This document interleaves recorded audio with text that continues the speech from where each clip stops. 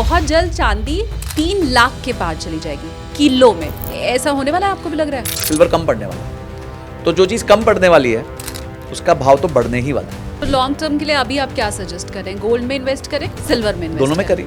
Gold ने 9 महीने में 43% का रिटर्न दिया। 10 रुपए से भी आप गोल्ड में पार्टिसिपेट कर सकते हैं। 5,000 अगर कोई हर महीने इन्वेस्ट कर रहा है तो वो कहाँ तक पहुँच सकता है? वॉरेन बफेट की कंपनी है बर्कशायर हैथवे। अगर किसी ने 1,000 रुपए की SIP की होती उस फंड में और उसकी आज की वैल्यू होती 794 करोड़ रुपए। अगर मैं लॉन्ग रन में जा रही हूँ तो मैं अपना सारा पैसा उसमें ही क्यों ना लगा दूं? मैं क्यों आधा बैंक में डालूं, आधा FD में डालूं? क्या ये एक अच्छी स्ट्रैटेजी हो सकती है? Only if your horizon is greater than 15 years. भूल जाओ ना 60 साल के लिए। लोग जमीनें पुश्तों की रखते नहीं है क्या? अगर आप पैसे निवेश ज्यादा नहीं कर पाते तो आप निवेश का ड्यूरेशन लंबा कर दो, आप अपने आप ज्यादा पैसा कमा।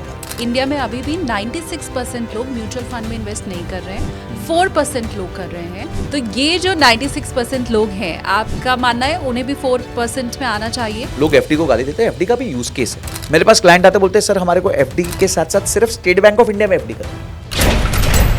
25 साल से लेके 45 साल वाला अगर इन्वेस्ट करना चाहे उसका बजट एलोकेशन कैसा होना चाहिए? मैं ये कहूंगा कि उसका 60 to 70% पैसा जो है वो इक्विटीज में होना चाहिए। Flexi cap, multi cap best mutual funds है पैसा डालने के। आप निफ्टी 500 के कोई भी इंडेक्स फंड में SIP कर दो। मेरे इनकम का एडवाइजेबल कितना % इन्वेस्ट करना चाहिए? मिनिमम 25%। घर की अगर हम बात करते हैं, उस कपल ने अगर 3 BHK लिया तो आने वाले 10 साल 15 साल के बाद उस घर की वैल्यू भी तो बढ़ जाएगी। पर वो कैश फ्लो नहीं है ना उनके लिए। 25 साल की उम्र में किसी ने EMI बांध ली अपने घर की, तो 25 से लेके 35 साल तक उसकी EMI तो कांस्टेंट रहेगी, लेकिन अगर वो रेंट पे रह रहा है तो अगले 10 साल में उसकी जो घर का रेंट है वो तो लगातार बढ़ता ही चला जाएगा ना। मैं घर खरीदने के विरुद्ध नहीं हूं, अपने आप को तंग करके घर मत खरीदो। गोल्डन रूल घर खरीदने का वो था आपकी एनुअल इनकम का 5 गुना। ये इन्वेस्टमेंट अगर मैं नहीं फंसना चाहती हूँ लेकिन फिर भी मैं सेफ रहना चाहती हूँ और जिसमें कोई बुराई भी ना हो, कोई भी म्यूचुअल फंड हाउस का बस सर्च कर लीजिए निफ्टी 500 इंडेक्स फंड, 10 नाम आ जाएंगे। जिसका एक्सपेंस रेशियो सबसे कम हो उस पर डाल दीजिए पैसा, उससे ज्यादा मत सोचिए। जानते भी नहीं है उसके बारे में, लेकिन हम ये भी जानते हैं कि सबसे ज्यादा पैसा क्रिप्टो देता है किसके लिए क्रिप्टो? एटलीस्ट 5,000 से ऊपर जिसकी SIP चल रही है वो 500 रुपए तक की SIP उसमें कर दे। अगर आप 2 साल के लिए कर रहे हो तो क्रिप्टो से तो बहुत दूर भागोगे। क्या अभी आपने देखा है कि अवेयरनेस लोगों की बढ़ गई है टर्म इंश्योरेंस के लिए, हेल्थ इंश्योरेंस के लिए? I think that is one place which India lakhs a lot, और उसका सिर्फ एक ही कारण है कि सबकी एक ही फीलिंग अपुनिच भगवान है।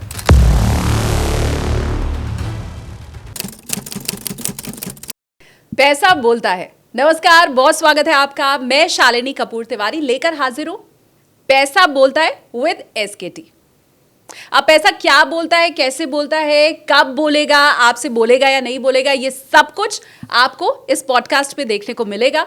कोशिश हमारी यही रहने वाली है कि इन्वेस्टमेंट हो, सेविंग हो, इंश्योरेंस हो, टैक्स हो, हर क्षेत्र में आपको सटीक राय दी जाए, आपको एजुकेट किया जाए। और इसी कड़ी में आज मेरे साथ जो मेहमान जुड़े हुए हैं, आप कई तौर पर उन्हें वैसे तो पहचानते हैं, लेकिन अगर मैं पैसिव इनकम कोच के तौर पर आपको बताऊं तो जो सबसे पहला नाम आपके जहन में आता है वो है संजय कठुरिया जी का। बहुत स्वागत है सर आप। Thank you Shalini ma'am, thank you so much. Business coach क्योंकि आप हैं, तो कैसे हम पैसा कमाएं, बस इसी के ऊपर जोर रहता है जब भी आपके साथ मुलाकात होती है। अब आज की हम जो शुरुआत करेंगे, और ये पूरा पॉडकास्ट मुझे लगता है अगर हम 5 डिजिट इनकम वाले जो लोग हैं उन पर फोकस करते हुए करें तो चलेगा। बिल्कुल दौड़ेगा, एब्सोल्युटली। मतलब 10,000 से लेके 99,000 तक जो भी कमा रहा है, ठीक है, उसे बेनिफिट हो। बिल्कुल डन है। मैं हाल में पढ़ रही थी कि सोना तो खैर सबकी औकात से बाहर जा ही चुका है, अब चांदी भी जाने वाली है, क्योंकि बहुत से लोगों ने ये अंदेशा जताया है कि बहुत जल्द चांदी 3 लाख के पार चली जाएगी किलो में। ऐसा होने वाला है, आपको भी लग रहा है? देखिए, प्राइस क्यों बढ़ता है किसी भी चीज़ का? प्राइस इसलिए बढ़ता है कि उसकी सप्लाई कम होती है और डिमांड ज़्यादा होती है।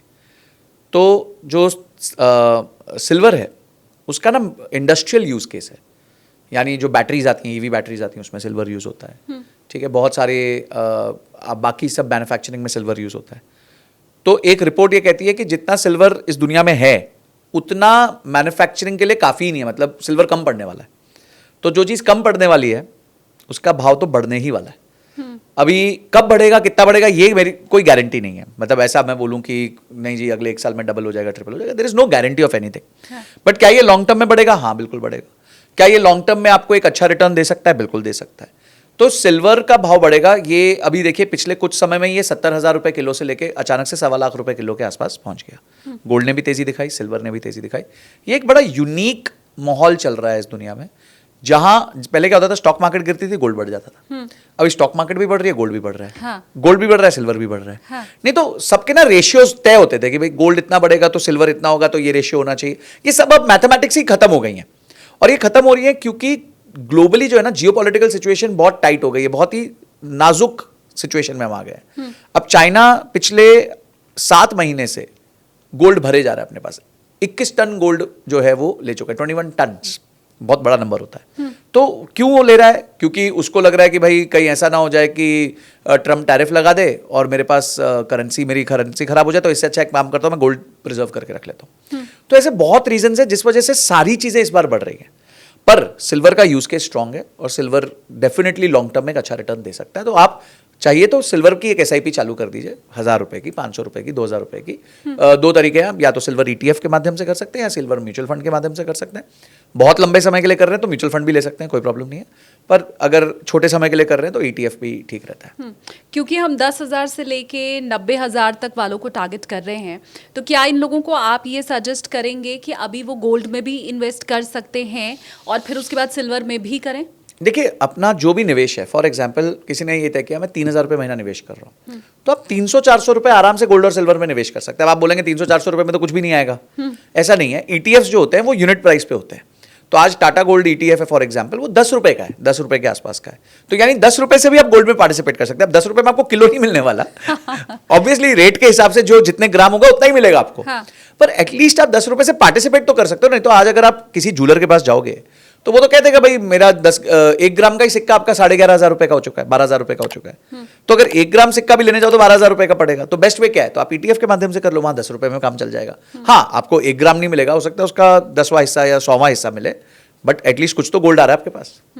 तो जैसे वो बढ़ेगा वो ईटीएफ भी बढ़ जाएगा। तो लॉन्ग टर्म के लिए अभी आप क्या सजेस्ट करें? गोल्ड में इन्वेस्ट करें, सिल्वर में इन्वेस्ट दोनों में करें? करिए, दोनों में कर सकते हैं। देखिए गोल्ड में भी ये अंदेशा दिखाया जा रहा है कि 3 लाख रुपए जो है वो 10 ग्राम का रेट पहुंच सकता है। अब क्यों पहुंच सकता है? बहुत सिंपल है। पहली बात तो ये है कि गोल्ड जो है अभी चाइना जैसी कंट्रीज गोल्ड खरीदे जा रही हैं, बिल्कुल रिजर्व्स बिल्ड करते जा रही हैं। इंडिया अपना रिजर्व बिल्ड कर रहा है गोल्ड का। तो जब इतने बड़े बड़े देश खरीदते हैं तो डेफिनेटली गोल्ड का भाव बढ़ता है, और इसलिए गोल्ड का भाव बढ़ा है। सिर्फ जनवरी 2025 से लेकर आज जब हम सितंबर में से रिकॉर्ड कर रहे हैं, 43% गोल्ड का रेट बढ़ा है 9 महीने में, लेस देन 9 मंथ्स में। हम यहाँ सोचते हैं हमारे को 10% साल का मिल जाए, 15% साल का मिल जाए। गोल्ड ने 9 महीने में 43% का रिटर्न दिया है। हाँ। तो गोल्ड क्यों बढ़ा? क्योंकि सेंट्रल बैंक्स ने बाइंग करनी चालू कर दी है। हाँ, इसकी वजह से एक नुकसान हो रहा है कि जेम्स एंड ज्वेलरी इंडस्ट्री, जो ज्वेलरी इंडस्ट्री है, उसमें देखा गया कि 50 से 60% डिमांड कम होगी, इसलिए 9 कैरेट गोल्ड भी अब लॉन्च कर दिया गया है ताकि भाई आम व्यक्ति खरीद सके। वैसे मैं आपको एक मजेदार बात बताता हूँ, भारत में एक औसतन गोल्ड की ज्वेलरी का एवरेज सेलिंग प्राइस 30,000 के आसपास है। हम ये बड़े बड़े शोरूम में जाते हैं, वहाँ तो लाखों रुपए के आइटम्स पड़े होते हैं। हाँ। पर एक आम व्यक्ति जो सामान खरीदता है ना, वो औसतन 30,000 रुपए का। तो अब 30,000 रुपए में तो कुछ भी नहीं आ रहा, मतलब अब तो 3 ग्राम सोना आएगा, शायद 3 ग्राम भी नहीं आ रहा। हाँ। प्लस मेकिंग चार्जेस, प्लस ये सब भी है, कुछ बन ही नहीं पाएगा, कुछ बन ही नहीं पाएगा। हाँ। तो इसीलिए अब जो है 9 कैरेट लाया जा रहा है कि यार एटलीस्ट बंदे 10-12 ग्राम की चेन तो खरीद, 10-15 ग्राम की चेन तो खरीद सके। तो गोल्ड अभी भी बढ़ सकता है, बिल्कुल बढ़ सकता है। गोल्ड में एक और चीज़ होती है, क्योंकि वो डॉलर डिनोमिनेटेड है और डॉलर इंडिया के हिसाब से हर साल 3 से 4% बढ़ता रहता है, अगर आप हिस्टोरिकली देखें तो वो भी एक कॉन्ट्रीब्यूटिंग फैक्टर होता है गोल्ड की ग्रोथ में। ठीक है, तो एक उसकी खुद के प्राइस की ग्रोथ है। अच्छा, तीसरा जो गोल्ड की सप्लाई सालाना बड़ी लिमिटेड है, सिर्फ 3,000 टन ही गोल्ड मिलता है, माइनिंग होती है। तो अगर 3,000 टन में से ये सेंट्रल बैंक और ये लोग ही खरीदने लग गए तो प्राइस वापस बढ़ेगा। और अभी जैसे आप देखेंगे कि औसतन अपने करेंसी के रिजर्व के हिसाब से 15-16% गोल्ड होना किसी भी कंट्री के लिए लाजमी है। जैसे भारत का 13-14% है, चाइना का भी वो नंबर 6-7%। तो चाइना डबल कर सकता है, और चाइना ऑलरेडी करीबन 4-5 हज़ार टन गोल्ड पे बैठा हुआ है। तो यानी वो अगले 4-5 हज़ार टन और जोड़ सकता है। तो वो खरीदेगा तो वापस भाव बढ़ेगा। तो सारे अंदेशा यही दिखा रहे हैं कि गोल्ड बढ़ेगा। अच्छा, गिरा भी है गोल्ड। जब भी एक ऑल टाइम हाई बनाया तो उसने 15-20% रिट्रैक्ट भी किया है। ऐसे कई मौके आए हैं, 1970s में आए हैं, 2008 के आसपास आया है, फिर 2020 के आसपास आया है, जब रिट्रैक्शन भी हुआ है, मतलब नीचे भी गिरा है। पर इससे आपको वरी करने की जरूरत नहीं। गोल्ड एक ऐसा एसेट क्लास नहीं आप आज लेके कल बेचो। हाँ। गोल्ड सदियों के लिए होता है, तो आज आप लेते हो तो होल्ड करो उसको 10 साल 15 साल, आपको एक ठीक ठाक रिटर्न दे के चला जाएगा। और ये तो आपने बता ही दिया कि अंदेशा तो यही बता रहा है कि अभी आगे भी गोल्ड गोल्ड का प्राइस बढ़ने वाला है। बढ़ सकता है। अब मुझे ये बताइए, क्योंकि हम 10,000 से और 1 लाख तक के लोगों को टारगेट कर रहे हैं, तो ये जो सैलरीड क्लास है या उनकी इनकम इतनी है, तो मैं ये मान के चल रही हूँ कि वो 5,000 10,000 रुपए इन्वेस्ट कर सकते हैं। जी। तो इतने कम अमाउंट से 5,000 अगर कोई हर महीने इन्वेस्ट कर रहा है तो वो कहाँ तक पहुँच सकता है? देखिए, इट इज कंपाउंडिंग के फॉर्मूला में ना 3 वेरिएबल्स हैं, 3 चीजें हैं जिससे कंपाउंडिंग होती है। एक आप कितना पैसा डालते हैं, एक आप उससे कितना रिटर्न बना सकते हैं, और तीसरा वो कितनी देर के लिए कंपाउंड होता है। बस यही 3 इक्वेशन है। तो अगर आपको फाइनल आउटकम ज़्यादा चाहिए तो ये तीनों चीज़ें ज़्यादा होनी चाहिए। ठीक है, ओके। आपका इन्वेस्टेड अमाउंट भी ज़्यादा होना चाहिए, आपका रिटर्न भी ज़्यादा होना चाहिए, पर आपका ड्यूरेशन भी ज़्यादा होना चाहिए। अब इसमें रिटर्न ना हमारे हाथ में नहीं है। अब लोग कहते हैं निफ्टी ने फॉर एग्जांपल 12% सालाना रिटर्न दिया है, बहुत पॉपुलर स्टेटमेंट है। आप पिछले 50 साल की हिस्ट्री निकाल लो, जितने साल से निफ्टी है, आई थिंक 1993 से होगा एनएससी, आप देखो कोई भी साल में उसने 12% रिटर्न नहीं दिया। किसी में 18 दिया है, किसी में 10 दिया है, किसी में माइनस दिया है, औसतन 12% का रिटर्न दिया, ऑन एन एवरेज 12% का रिटर्न दिया। तो इसी तरीके से जब आप कंपाउंडिंग का फाइनल आउटकम निकालना चाहते हो कि मेरे पास कितने पैसे होंगे, तो सबसे ज्यादा महत्वपूर्ण इसमें है टाइम, कि आप कितना समय देते हो उसको। इसका उदाहरण लेते हैं, वॉरेन बफेट की कंपनी है बर्कशायर हैथवे, सब जानते हैं, 1965 में बनी थी, 1965, आज है 2025, 60 ईयर्स, और उन्होंने जो रिटर्न्स दिए वो है 19.8% पर एनम औसतन। ऐसा नहीं है कि हर साल 19.8 दिया, कभी ज्यादा कभी कम, कभी क्रैश, कभी ऊपर, सब कुछ हुआ। हाँ। तो औसतन 19.8% रिटर्न बना पर एनम का। अगर किसी ने 1,000 रुपए की एसआईपी की होती उस फंड में, तो 720 महीने में उन्होंने डाले होते 7,20,000 रुपए। उसका एनी गेसेस आज का वैल्यू क्या होता है 19.8% के हिसाब से? एनी गेसेस कि भाई इतने करोड़ होता है, इतने लाख होता है क्या? मेरे ख्याल से तो क्योंकि आपसे ही मेरी जितनी बात हुई है उस हिसाब से शायद अरब अरब में पहुंच गया होता। ये है 794 करोड़ रुपीस। आपने डाला कितना था? My 7,20,000 रुपए। वो भी एक साथ नहीं डाला, हाँ। धीरे धीरे स्टैगर्ड तरीके से डाला। हाँ। 60 साल में डाला, और उसकी आज की वैल्यू होती 794 करोड़ रुपए। आज बर्कशायर हैथवे का एक शेयर का प्राइस 7 करोड़ रुपए है, 6 या 7 करोड़ रुपए के आसपास है। तो 700, मतलब आज आपके पास होते बर्कशायर हैथवे के शायद सिर्फ 100 ही शेयर, हाँ। पर उनकी वैल्यू 700-800 करोड़ रुपए की हो जाती है। हाँ। धीरे धीरे आपने 100 शेयर जमा किए होते उसके, बस 60 साल में आपने कितने शेयर जमा किए? 100 शेयर, और वो 100 शेयर कितने के हो गए? 794 crore. So my point is, wealth बनाने का जो सबसे बड़ा वेरिएबल है वो है टाइम। आप कितना समय मार्केट में रहते हो, क्योंकि उतार चढ़ाव ये मार्केट का नियम है। अभी गोल्ड बढ़ गया, हो सकता है बीच में फ्लैट हो जाएगा, हो सकता है थोड़ा सा कम भी हो जाएगा, पर ओवरऑल तो आप देखोगे गोल्ड ने अच्छा रिटर्न दिया ही दिया है। इसी तरह स्टॉक्स हैं, इसी तरह म्यूचुअल फंड्स हैं, इसी तरह ETFs हैं। तो आप मार्केट में लंबे बने रहिए, डेफिनेटली आपको बहुत अच्छे रिटर्न्स बनेंगे। इससे मुझे एक सवाल मेरे दिमाग में आया, क्योंकि आपने कहा कि निफ्टी ने 12% ऑन एन एवरेज रिटर्न दिया है। अब मुझे ये बताइए कि मैं जब ये सोचती हूँ कि मुझे किसी ऐसे एसेट में अपने पैसे को लगाना है जो बहुत रिस्की ना हो, तो हमें रिटर्न हार्डली मिलता है 6%, 7%, 8% तक, हम अगर डेट में भी लगाएं।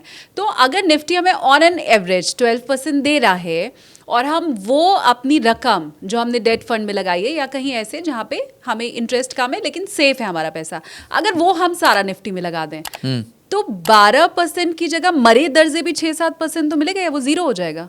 निफ्टी में? हाँ। निफ्टी में क्यों जीरो होगा? निफ्टी तो बास्केट है। हाँ। कोई एक शेयर पे तो निर्भर नहीं है। हाँ। एक आधा शेयर कंपनी खराब भी हो गई तो बची हुई कंपनी उसको जो है फॉरवर्ड लेके चली जाएंगी। हाँ, तो हम वो पैसा फिर क्यों नहीं निफ्टी में लगाते, हम डेट में लगाए ही ना? इसके दो कारण हो सकते हैं। पहला कारण ये हो सकता है कि रिस्क एवर्स होते हैं लोग, कि नहीं भाई हमारे को डर लगता है मार्केट्स में, कुछ भी हो सकता है, 50% नीचे हो जाएगा, कुछ भी हो, एंड फैक्चुअली हो भी सकता है। तो एक वो रिस्क होता है लोगों को। इसे हम कहते हैं डाउनसाइड प्रोटेक्शन। मतलब हम कहते हैं कि भाई कितना डाउनसाइड आ सकता है इस पर्टिकुलर स्टॉक में या इस पर्टिकुलर इंडेक्स में। देखिए, ये कई लोग बात नहीं भूलें कि 2008 में निफ्टी 63% नीचे गिर गया था। 63%, मतलब 100 का 37 रह गया था। वो कह रहे थे 40 का 36 रह गया, तो 100 का 37 रह गया था। हाँ। तो ये लोग भूले नहीं है अभी तक, वो घाव अभी भी लोगों के जो है माइंड में। क्यों घाव है? बिकॉज उन्होंने जब वो 37 हो गए तो पैसे बाहर निकाल लिए, जब टाइम था पैसा डालने का तो आपने पैसा बाहर निकाल लिया, तो आपके पास तो लॉस बुक हो गया ना। लॉस जब तक खड़ा है तब तक लॉस नहीं है, जिस दिन आपने लॉस बुक कर दिया तो लॉस बुक हो गया। तो लोग इसलिए पैसा, दूसरा रीजन ये भी हो सकता है कि उस पैसे की आवश्यकता शॉर्ट टर्म में है।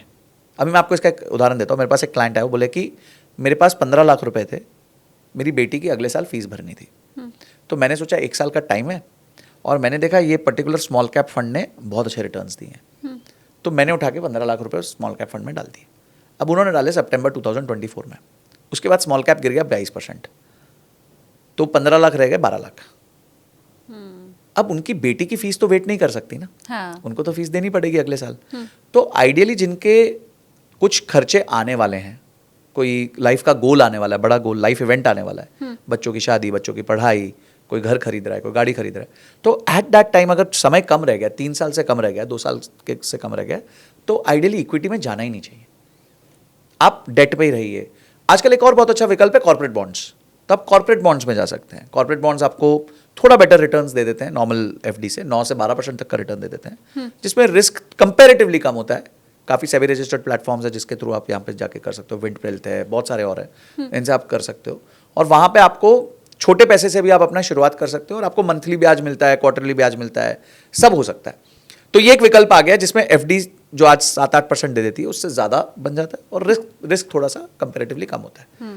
तो आपको ये देखना है कि आपका यूज केस क्या है। अगर आपका यूज केस है कि मेरे को 1-2 साल में पैसे चाहिए तो डेट में रहिए, पर आपको पता है मैं 10 साल मेरे को पैसा चाहिए नहीं, 7-8 साल नहीं चाहिए, 15 साल नहीं चाहिए, तो डाल दीजिए निफ्टी में, कोई प्रॉब्लम नहीं। इसी तरह मैं एक और मुझे लगता है जरिया ढूंढने की कोशिश कर रही हूँ, क्योंकि हम अलग अलग जो एलोकेट करते हैं अपने मनी को इन्वेस्ट करते समय, तो ये हमें सलाह दी जाती है क्योंकि जहाँ बहुत रिस्क है वहाँ बहुत रिटर्न भी है। हाँ।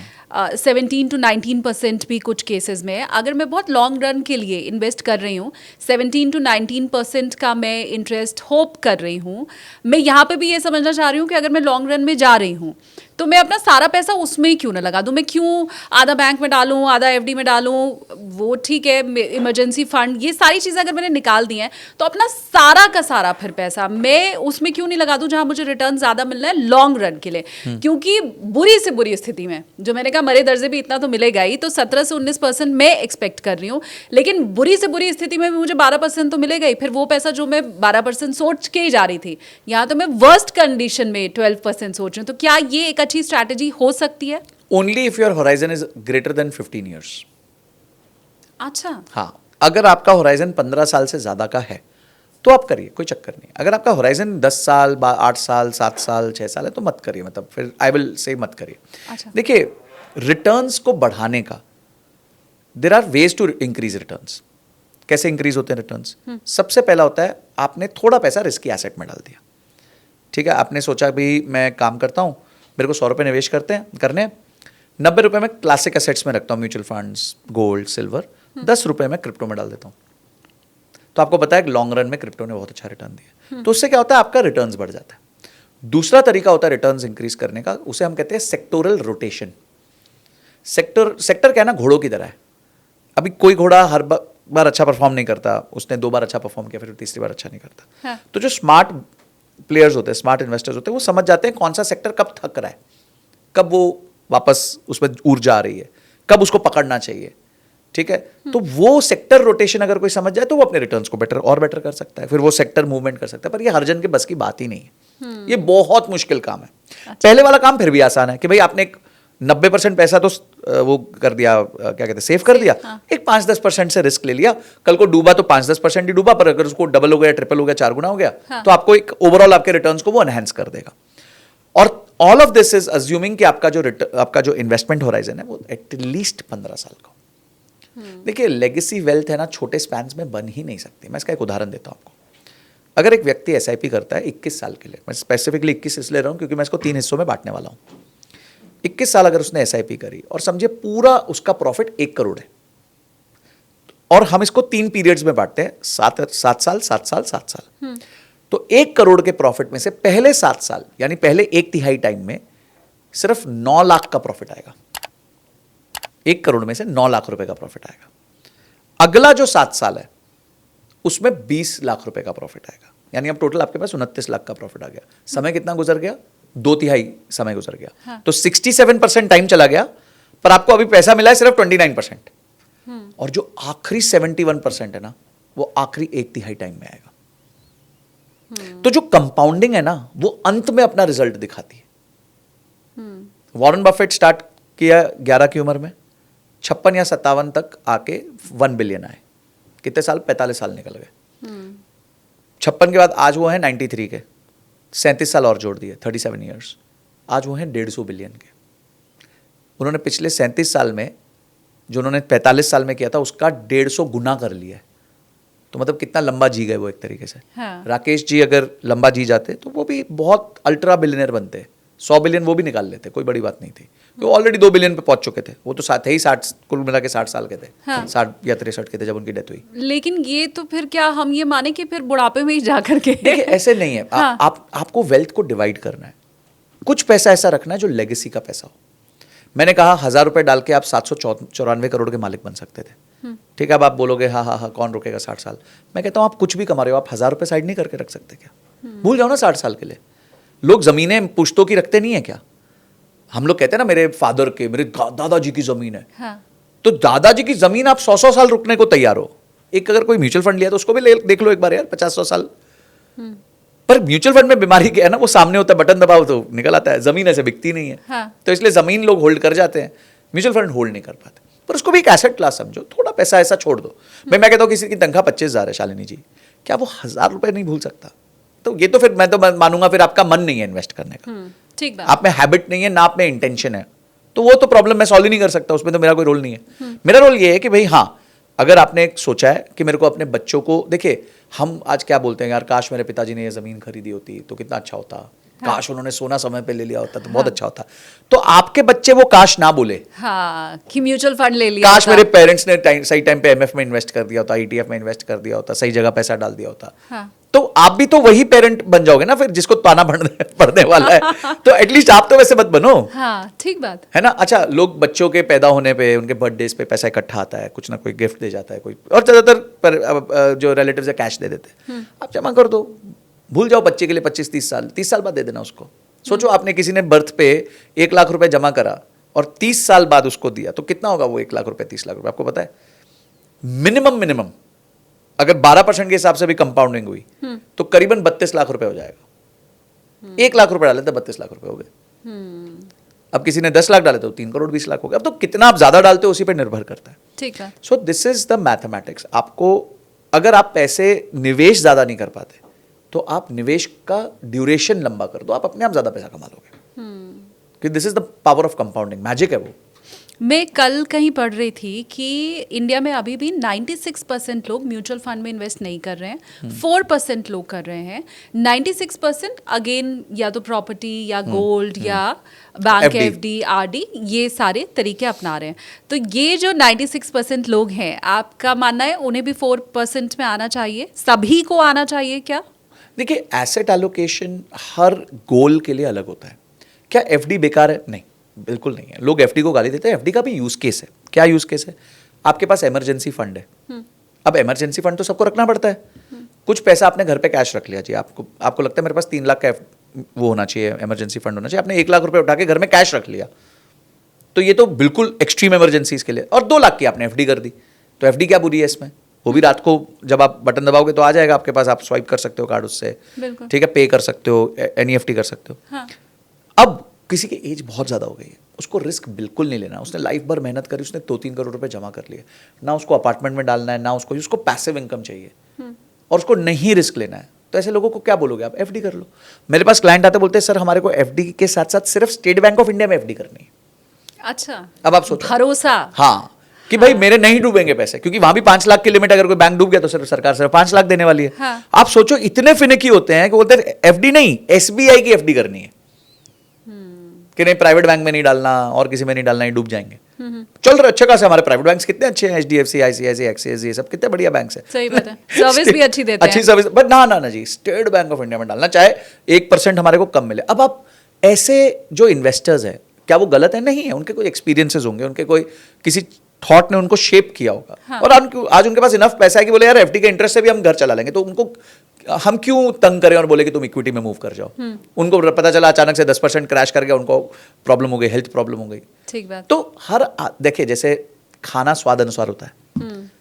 आपकी खिचड़ी में तड़का भी हो सकता है, खिचड़ी एकदम आपके वो हॉस्पिटल टाइप भी हो सकती है जिसमें कुछ नहीं होगा। हाँ। तो वो तो खाने वाले पे निर्भर करता है ना, उसका टेस्ट क्या है, कितना वो जो है तड़का बर्दाश्त कर सकता है।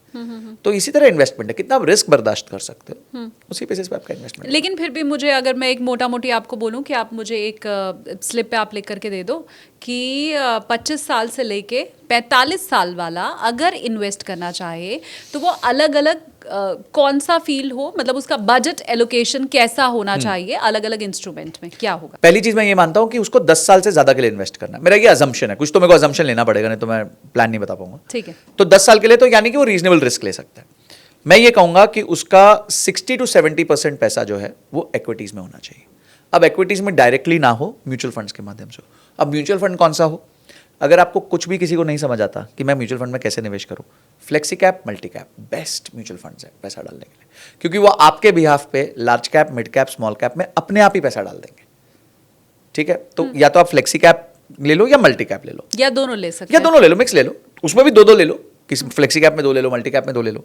तो यहां आप सेफ हो गए, आपने लार्ज कैप में भी पैसा डाल दिया, मिड कैप में भी डाल दिया, स्मॉल कैप में भी डाल दिया एक तरीके से। ठीक है, तो ये सिंपलेस्ट वे टू इन्वेस्ट है। अगर आप कहते हो मेरे को समझ नहीं आ रहा कि मैं कैसे म्यूचुअल फंड उठाऊं, कि इसमें भी क्या करूं, तो आपको मैं और इजी कर देता हूं। भारत का एक इंडेक्स है निफ्टी 500, जिसमें 100 large cap companies, 150 mid cap companies और 250 स्मॉल कैप कंपनीज हैं। उसको कहते हैं निफ्टी 500। ये वो कंपनीज हैं जो भारत देश की टॉप 500 कंपनीज हैं। अब इसमें तो गलती होना कंपैरेटिवली कम चांस है, मैं नहीं कहूंगा 0 चांस है, पर कंपैरेटिवली कम चांस है। तो आप निफ्टी 500 के कोई भी इंडेक्स फंड में एसआईपी कर दो। पिछले कई सालों में निफ्टी 500 ने भी 13 से 14% का रिटर्न दिया है। तो आपने ये कर दिया। अब ये होगा आपका 60% पैसे के साथ। अब जो आपके पास 20-30% पैसा और है, उसमें आप जो है 2-3 चीजें कर सकते हो। आप उसमें पहले तो इंटरनेशनल इक्विटी कर सकते हो। फॉर एग्जाम्पल, आपने नैस्डैक 100 में पैसा डाल दिया, आपने चाइना के टेक्नोलॉजी फंड में पैसा डाल दिया, आपने जापान में पैसा डाल दिया। कैसे डाल दिया? हमारे यहाँ ETFs हैं जिनसे आप इन सारे जगहों पे निवेश कर सकते हो, एक जिसे हम कहते हैं एक्सचेंज ट्रेडेड फंड्स। अच्छा। तो जैसे नैस्डैक 100 का एक ETF है इंडिया में जिसका नाम है मोतीलाल ओसवाल नैस्डैक 100। ये क्या करता है, जो भी आप पैसा दोगे वो नैस्डैक 100 में डाल देगा। तो इससे क्या हुआ, आपने अमेरिका का एक्सपोजर ले लिया। अब अमेरिका के एक्सपोजर से 2 फायदे हो गए, एक तो अमेरिकन इकोनॉमी का फायदा मिल गया आपको, बड़ी कंपनीज है वहाँ पे, और दूसरा डॉलर का फायदा मिल गया, क्योंकि डॉलर हर साल 4% बढ़ जाता है। तो आपका पैसा कन्वर्ट होगा डॉलर में और उधर चला जाएगा। हाँ। तो ये आपने कुछ पैसा इसमें कर दिया। बचा हुआ पैसा जो है 10, अभी हमारे 20% पैसा सोचो हमने इंटरनेशनल डाल दिया, इससे हमारे को डॉलर का बेनिफिट मिल गया और इंटरनेशनल एक्सपोजर भी मिल गया। 10% पैसा आप गोल्ड और सिल्वर में डाल दो, ठीक है, और बचा हुआ 10% पैसा जो है आप हाई रिस्क एसेट्स में डाल सकते हो, चाहे क्रिप्टो हो गया, अगर आपका कॉर्पस बहुत बड़ा है तो आप स्टार्टअप्स में डाल सकते हो पैसा। इंडिया में एक प्रोडक्ट है जिसका नाम है ऑल्टरनेटिव इन्वेस्टमेंट फंड्स, जिसमें 1 करोड़ मिनिमम इन्वेस्टमेंट होती है, आप उसमें पैसा डाल सकते हो। तो ये आपका बास्केट बन सकता है अगर आप एक लॉन्ग टर्म इन्वेस्टमेंट 10 साल से ऊपर की देख रहे हो और आप अपने आप को डीक्लटर रखना चाहते हो, बहुत ज़्यादा हेडेक नहीं रखना चाहते, तो ये एक रीजनेबल आपका पोर्टफोलियो बन जाएगा। पोर्टफोलियो आपने बना दिया। अब आप मुझे ये बताएं कि इसमें मुझे मेरी सैलरी का या मेरे इनकम का एडवाइजेबल कितना % इन्वेस्ट करना चाहिए? मिनिमम 25%। ओके। मिनिमम 25। देखिए 12 लाख तक की इनकम टैक्स फ्री हो गई है। हाँ। ठीक है, अब तो कोई सरकार आपसे 1 रुपया नहीं ले रही उस पर। हाँ। लाख रुपए महीना एक बहुत बड़ा नंबर होता है, ऐसा नहीं छोटा नंबर है। अगर आज आप कोई मिड टीयर टाउन में कोई रहता है तो लाख रुपए में आराम से वो 30,000 में गुजारा कर सकता है, 70,000 रुपए बचा सकता है। ठीक है, अगर वो घर की EMI भी जोड़ ले कि चलो मैंने घर ले लिया तो भी 30,000 और जोड़ लीजिए, रेंट 10,000 बच जाएगा, 40,000 की EMI आ जाएगी, तो भी वो 50-60,000 मैक्सिमम 70,000 में फ्री हो जाएगा। तो आपके पास बच गया ना 30%, तो आप डाल दो इसमें। तो मैं तो सबको एक सलाह देता हूँ, 25% आपको डालना ही चाहिए। हाँ, अगर आपकी अभी तनख्वाह बिल्कुल ही कम है, 15,000 है, 20,000 है, तो कोशिश करके एटलीस्ट 10% अपने पैसे का डाल दीजिए। जैसे जैसे आपकी तनख्वाह बढ़े, ये परसेंटेज बढ़ता रहना चाहिए। और आइडियली मैं तो काफ़ी लोगों को जानता हूँ, मैं खुद भी, जैसे 50% इन्वेस्टमेंट रेट होता है हमारा, 50% हम अपना जो इनकम होती है उसको इन्वेस्ट कर देते हैं, नहीं तो वो हाथ से कहीं और चली जाएगी। आईफोन ले लेंगे। आईफोन 17 प्रो मैक्स आ जाएगा, कुछ आ जाएगा, तो कुछ ना कुछ चला ही जाएगा पैसा। अरे मेरे जानने वाले दुबई से मंगवा रहे हैं भाई। बोलो। तो अभी तो बहुत फोमो आएगा इसका आईफोन 17 का। हाँ। जबकि कुछ नया किया नहीं उन्होंने, मतलब हाँ। But I agree। लोग लेंगे, वो लेंगे, उनका आदत है। एयर क्यों निकाला है? हाँ, मतलब वो कहते हैं ना पीने वालों को पीने का बहाना चाहिए। हाँ। तो उनको बस इनको आईफोन खरीदने वालों को खरीदने का बहाना चाहिए, नया नया आया चलो ले लेंगे। तो आई थिंक अगर 25% would be a right number two invest. अगर आपकी सैलरी कम है तो 10% से आप स्टार्ट कर लीजिए। जबकि होता ये कि ये जो 25% हमारे हाथ में होता है, जो मैं कह सकती हूँ कि सरप्लस है, उसमें हम क्या करते हैं, अगर हमें छोटी गाड़ी लेनी चाहिए तो हम बड़ी गाड़ी ले लेते हैं, हमें 2 BHK लेना चाहिए तो हम 3 BHK ले लेते हैं, क्योंकि हमें लगता है ये पैसा तो हमारे हाथ में है बिल्कुल। और ये हम घर में लगा दें। यस, ये होता है। देखिए अगर आप जरूरत से ज्यादा की चीज ले रहे हैं तो वो ना वन टाइम एक्सपेंस नहीं है, वो रेकरिंग एक्सपेंस है। मैं इसका उदाहरण देता हूँ। एक कपल मेरे पास आता है, बोलता है कि भाई हम लोग की अभी भी शादी हुई, मम्मी पापा ने पैसे दे दिए डाउन पेमेंट के, हमने 3 बेडरूम घर ले लिया, मेरे दोस्त के ब्रदर हैं, और अब यंग कपल है, 3 बेडरूम हॉल किचन, मेंटेनेंस बढ़ गई। सोसाइटी मेंटेनेंस आपको पता है आजकल नोएडा में 5 से 6 रुपए पर स्क्वायर फीट है। तो आपने जो एक्स्ट्रा 300-400 स्क्वायर फीट लिया उसका 2500 रुपए तो आपको देना पड़ेगा हर महीने। अच्छा, फिक्स्ड मीटर चार्ज बढ़ गया क्योंकि आपने 3 बेडरूम लिया है, मेड के चार्जेस बढ़ गए क्योंकि उसको 3 बेडरूम साफ करना है, ठीक है। ओवरऑल इकोसिस्टम, इलेक्ट्रिसिटी का वेरिएबल कॉस्ट बढ़ गया, बिल्कुल। तो आपका टोटल ओवरऑल इकोसिस्टम कॉस्ट ही बढ़ गया। इसे हम कहते हैं टोटल कॉस्ट ऑफ ओनरशिप, ठीक है। तो आप ये देखिए, जब भी आप घर खरीद रहे हैं, गाड़ी खरीद, अच्छा आपने गाड़ी महंगी खरीद ली, चलो एक बार को तो आपने दम लगा के हाइशा कर दिया, चलो ले ली हमने गाड़ी। हाँ। अब उसका मेंटेनेंस ज्यादा होता है, उसका मेंटेनेंस ज्यादा बार आ सकता है, उसमें छोटी सी भी खरोच आएगी तो हजारों रुपए लग जाएंगे। उसके बाद उसमें माइलेज बहुत कम मिलता है आपको, जिसमें आपका पेट्रोल डीजल का कंजम्पशन बढ़ जाएगा। तो आप कैलकुलेट तो करो कि उसकी टोटल कॉस्ट ऑफ ओनरशिप क्या होने वाली है। तो टोटल कॉस्ट ऑफ ओनरशिप जो है ना, वो लोग नहीं समझते। वो समझते हैं यार एक बार गाड़ी ले लोगे, उसके बाद के खर्चे भी तो है ना भाई। अगर आपके ड्राइवर रख लिया तो हो गया 20,000 रुपए और चला गया आपका महीने का। हाँ। तो ये सारी चीजें जोड़ने के बाद आप देखिए कि आपकी तनख्वाह का कितना पोर्शन बन रहा है। ऐसे नहीं कि घर की EMI 35,000 रुपए है, मेरी तनख्वाह 1 लाख है, वेरी गुड, उसके ऊपर के जो 15,000 रुपए लगने वाले हैं हर महीने फिक्स्ड, वो भी आपको देने हैं और वो आप ही की जेब से जाने हैं। लेकिन घर की अगर हम बात करते हैं, उस कपल ने अगर 3 BHK लिया तो आने वाले 10 साल 15 साल के बाद उस घर की वैल्यू भी तो बढ़ जाएगी। पर वो कैश फ्लो नहीं है ना उनके लिए, और स्ट्रेन आज है। आज आपको मैं मजेदार डेटा देता हूँ। सौरभ मुखर्जिया है, बहुत फेमस पोर्टफोलियो मैनेजर है, उनकी कंपनी चलती है Marcellus, one of the biggest PMS of our country. उन्होंने भी रिसेंटली मनी कंट्रोल पे एक आर्टिकल दिया है जिसमें उन्होंने कहा है कि first cheque bounce rate is at its highest in Bangalore and Hyderabad. यानी कि जो लोग ने घर लिया EMI पे, पहला चेक ही बाउंस कर रहे हैं, पहला चेक, अभी 300 चेक देने हैं। और उसके अलावा जो लोग लोन ले चुके हैं उनमें से 10 में से 1 बंदा डिफॉल्ट कर रहा है। क्यों कर रहा है शालिनी जी पता है? 2020 में जितने ये टेक्नोलॉजी वाले लोग थे उनकी तनख्वाहें बहुत तेजी से बढ़ी। कोविड आया, लोग घर चले गए, टेक्नोलॉजी कंपनीज ने बहुत अच्छा परफॉर्मेंस चालू किया, तो टेक्नोलॉजी कंपनीज हायरिंग कर रही थी इन कोडर्स की। 3 लाख की तनख्वाह है तुम्हारी, तुम आ जाओ 15 लाख पे आ जाओ। तो बोलते तो 5 गुना, हाँ हाँ आओ आओ आओ। स्टार्टअप्स के पास बहुत पैसा था उस टाइम पे। हाँ। तो अब सोचिए जिसकी तनख्वाह 15 लाख हो गई, उसके 3 लाख थी एक दिन पहले तक, अब 15 लाख हो गई। तो वो क्या सोचता है, मेरी 15 लाख हो, मैं तो 1 करोड़ का घर खरीदूंगा क्योंकि अगले साल मेरी 30 हो जाएगी, फिर मेरी 60 हो जाएगी। वो तो ये मैथमेटिक्स लगाएगा। इसे हम चाइनीज मैथ्स कहते हैं। जैसे चाइनीज सामान होता है वैसे ये चाइनीज मैथ्स होता है कि यार देख मेरी 3 से 15 हो गई, अगले साल मेरी 30 हो जाएगी, फिर मेरी 70 हो जाएगी, फिर मेरी 1 करोड़ हो जाएगी। तो एक काम करता हूँ, मैं जरा 2 करोड़ का घर लेने की कोशिश करता हूँ या 1.5 करोड़ का घर लेने की कोशिश करता हूँ, कहीं से जुगाड़ता हूँ इधर उधर से पैसे और ले लेता हूँ। उसे ले लिया, अब सबकी नौकरी चली गई। हाँ। फायरिंग चल रही है, AI आ गया, उसके बाद सारे कोडर्स का अभी जीना हराम हुआ पड़ा है इस टाइम पे। हाँ। तो अब बोझ तो बोझ है, EMI तो देनी है। आपने 300 महीने की लायबिलिटी ली है, 300 महीने की। हर महीने आपका चेक जाना है भाई। देखिए लायबिलिटी सोच समझ के लेनी चाहिए। हाँ। इतनी लो जो पाल सको, सफेद हाथी थोड़ी पालते घर पे, है ना। तो कितनी लेनी चाहिए फिर आप बता भी दो। टोटल कॉस्ट ऑफ ओनरशिप आपकी इनकम का 35-40% से ऊपर नहीं होना चाहिए। टोटल कॉस्ट ऑफ ओनरशिप के बाद, EMI की बात नहीं कर रहा हूं। EMI, बिजली का बिल, मेंटेनेंस, मेड, जो उस घर को चलाने के एक्सपेंसेस हैं, हाँ। वो सारे मिला के 35 से 40% of your net take home income, उससे ऊपर नहीं होना चाहिए। ये हस्बैंड वाइफ अगर दोनों कमा दोनों रहे का हैं, मिला के कर लो, कोई चक्कर नहीं। Okay. अगर दोनों 1-1 लाख रुपए कमा रहे हैं तो 2 लाख का आपने 35%, मतलब 70,000 80,000 रुपए से ऊपर आपकी। अब आप सोचिए 2 लाख में 80,000 गए तो 1,20,000 बचा। हाँ। 50,000 वो उसमें से इन्वेस्ट भी कर सकते हैं, तो भी 70,000 बचा। तो दोनों काम हो गए, आपने EMI भी दे दी, आपने इन्वेस्ट भी कर दिया, अब 70,000 बचे, आप उसमें अच्छी जिंदगी जियो, घूमो फिरो। अब वो कपल है यार, अभी शादी हुई है, they should have travelled, they should have gone out, उनको लाइफ को जीना चाहिए था। वो बेचारे स्ट्रेस लेके 60% पैसा EMI में दे रहे, फिर सर पकड़ के बैठे होते हैं, हमारे पास तो पैसे बचे नहीं घूमने के लिए। So avoid these traps, avoid these pitfalls when you are young.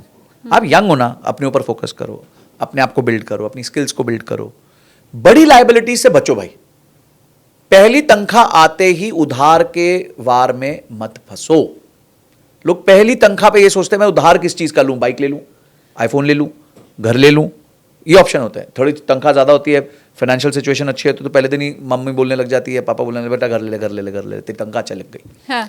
अरे आ रहे नहीं पैसा आने दो, ये आखिरी तनख्वाह थोड़ी नहीं, तुम्हारी। लेकिन मैं हमेशा ये समझना चाहती हूँ, क्योंकि मैंने कई पॉडकास्ट में भी आपको ये कहते हुए सुना है कि आप होम लोन के या जल्दी घर खरीदने के फेवर में नहीं रहते हो। आपका कहना होता है कि भैया उसकी जगह तुम रेंट पर रह लो। लेकिन मैं ये हमेशा समझना चाहती हूँ कि अगर 25 साल की उम्र में किसी ने EMI बांध ली अपने घर की, तो 25 से लेकर 35 साल तक उसकी EMI तो कांस्टेंट रहेगी, लेकिन अगर वो रेंट पे रह रहा है तो अगले 10 साल में उसकी जो घर का रेंट है वो तो लगातार बढ़ता ही चला जाएगा ना। तो क्यों नहीं फिर होम लोन लेना ज्यादा सही है? देखिए, इसका बहुत सिंपल उदाहरण देते हैं। हाँ। अगर आज कोई 1 करोड़ रुपए का घर है तो उसमें 80 लाख, पहले तो 20 लाख रुपए डाउन पेमेंट करो, ऊपर से 12 लाख रुपए सरकार को दो, ठीक है। 6-7% की स्टैम्प ड्यूटी है, 5% GST है, हाँ। ठीक है। तो 12 लाख तो आपने सरकार को दे दिया एंट्री पे ही। और आपको पता है 1 करोड़ के घर का जो रेंट होगा वो 2 लाख रुपए होगा, यानी 6 साल का भाड़ा तो आप सरकार को पहले दिन दे चुके हो। कितना बड़ा नुकसान कर रहे हो आप अपना ट्रांजैक्शन कॉस्ट पे।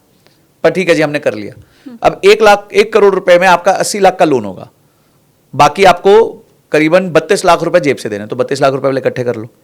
80 लाख रुपए की किस्त आएगी 64,000 रुपए महीना, और उस घर का किराया कितना, 20,000 रुपए महीना। क्या वो जिंदगी में कभी 64,000 रुपए महीना किराए पे जा सकता है?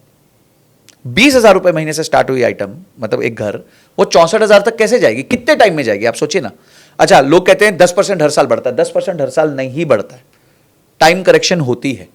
मैं आपको इसका भी उदाहरण दूंगा। मैं जिस घर में 2014 में रहता था, मेरा रेंट था 42,000 रुपीज पर मंथ। वही घर का रेंट आज करीबन 11-12 साल बाद इज 58 to 60,000 अ मंथ। क्या बढ़ा? कैसे पॉसिबल है? ये हुआ है, ये तो लास्ट 2-3 साल में ही, वो मेरे को लगता है बस 2-3 साल में ही हुआ है जो हुआ है। पर आप देखिए, उससे पहले के 7-8 साल तो नहीं बढ़े थे ना। मैं जिस घर में रहता हूं उसमें सोचिए, मेरा रेंट था पहले 70,000 2 साल के लिए, अब वो है 75,000 2 साल के लिए।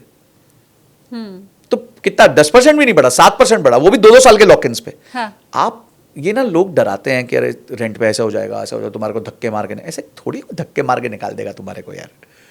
और क्या बगल में घर नहीं बन रहे हैं? पहले होता था, देखिए पहले सप्लाई ज्यादा नहीं होती थी तो लोगों को टेंशन होती थी यार कि अगर कल को निकाल दे तो यहाँ घर ही नहीं मिलेगा। आज घरों की यहाँ बाहर बढ़ी हुई है, आप जाके तो देखो, अनसोल्ड इन्वेंट्री इतनी ज्यादा है। ठीक बात। तो माय पॉइंट इज, मैं घर खरीदने के विरुद्ध नहीं हूं, फर्स्ट ऑफ ऑल। हाँ, अच्छा वो बता दिया हाँ, आपने। मैं, क्योंकि लोग वहां से क्लिप काटते हैं ना, जो अच्छा, लोगों को लगता है कि यार आप अपना कभी व्यू पॉइंट नहीं बदल सकते। बिल्कुल व्यू पॉइंट बदल सकता है आपका। मैं ये कहूंगा कि मैं उस टाइम पे घर खरीदने के विरुद्ध हूं अगर आपकी वो कैपेसिटी में नहीं है। अपने आप को तंग करके घर मत खरीदिए। कब घर खरीदें? जब आपने कह दिया कि आप नहीं है घर खरीदने के विरुद्ध, नहीं है, आपने बता दिया है, तो कब खरीदें वो बताइए। देखिए, पहले तो आपने स्टेबिलिटी फाइंड कर ली है। फॉर एग्जाम्पल, आपको मोटा मोटी तय हो गया मैं NCR में ही रहने वाला हूँ, तो आपने मेंटली अपने आप को स्टेबल कर लिया कि मैं नोएडा ही रहूंगा, मेरा अधिकांश समय नोएडा जाएगा। तो मेरे को लगता है क्राइटेरिया नंबर 1 ये होता है। क्राइटेरिया नंबर 2 ये होता है कि जब आपकी इनकम जो है वो इतनी हो गई हो कि आप उस घर को अफोर्ड कर सको।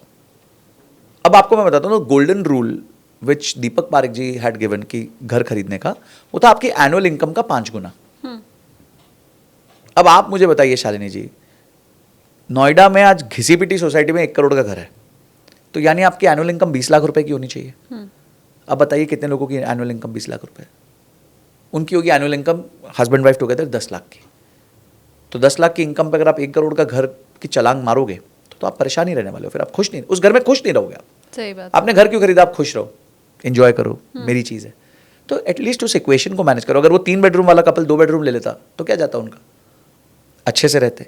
और जब पैसे बढ़ जाते उनकी वैल्यू बढ़ जाती, उनके इन्वेस्टमेंट्स बढ़ जाते, उनके पास कॉर्पस होता, तो 2 बेचते, 3 ले लेते। तो आप आज ही सब क्यों खत्म करना है? आपको पहली सैलरी से उधार क्यों पालना है? हाँ। कि आप क्यों मतलब फोर्सफुली अपने जॉब से प्यार करना चाहते हो कि भाई अब तो EMI आ रही है, अब तो जॉब से प्यार करना ही पड़ेगा। हाँ, ठीक बात। एंड लंबी कमिटमेंट्स है ना, 300 महीने की कमिटमेंट है, सोच समझ के लेनी चाहिए ना। लोग आजकल शादी सोच समझ के करते हैं ना, भैया इतने लाइफ का कमिटमेंट, ये भी लाइफ का कमिटमेंट है भाई। आपका हर साल अगर इनकम बढ़ेगी तो साथ साथ एक्सपेंसेस भी बढ़ेंगे, आपको ईएमआई ज्यादा चुकाने में बहुत मुश्किल आएगी। सही बात है। हाँ, आपके लाइफ में बहुत अच्छा हो गया, आपने अचानक इनकम 5 गुना कर ली, 6 गुना कर ली, वेरी गुड। पर अगर नहीं कर पाए तो आपके लिए तो स्ट्रगल रहने ही वाला है होम लोन को चुकाना।